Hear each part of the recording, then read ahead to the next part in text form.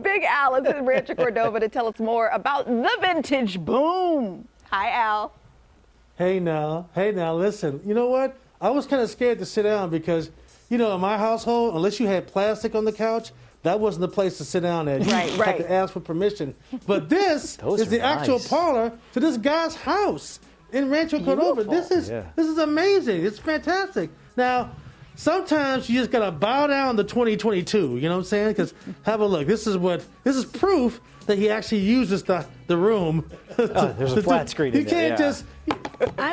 Sometimes you just gotta bow down to it. But to his credit, he's gonna get this thing hooked up, this vintage TV hooked up to the big TV. So you see a lot of cool stuff. But that's on the way here. Rockin' Rigatoni, how you doing? Your car outside is absolutely sick. I appreciate it. Thank you. It's a 55 Plymouth Savoy and a 59 Fireball trailer that matches with it. Man, I love it. So good, so good. This is you like taking restoring lots of vintage things and remaking it to 2022 standards here. Right. This is pretty cool. Now talk about this. What are you doing? So what I do, my name's Rockin' Rigatoni. I'm your mid-century enthusiast. I take radios from the past, from the 30s, 40s, and 50s, and I turn them into today's Bluetooth players. There's so many beautiful radios out there that are stuck in garages and that don't work, that don't do anything, and they have the most beautiful lines and the way it's made. And I want to bring it to today's world. So I got them, rewire them, put LED lights in them, put Bluetooth amplifiers in them, make all the knobs work, and I have them for today's world. Oh man! So hey, you got one you can try and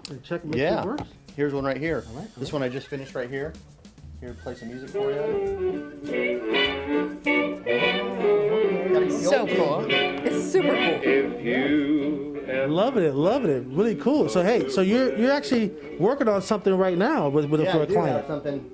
So basically, this is what it looked like after. This is what it looks like before when I'm working on it.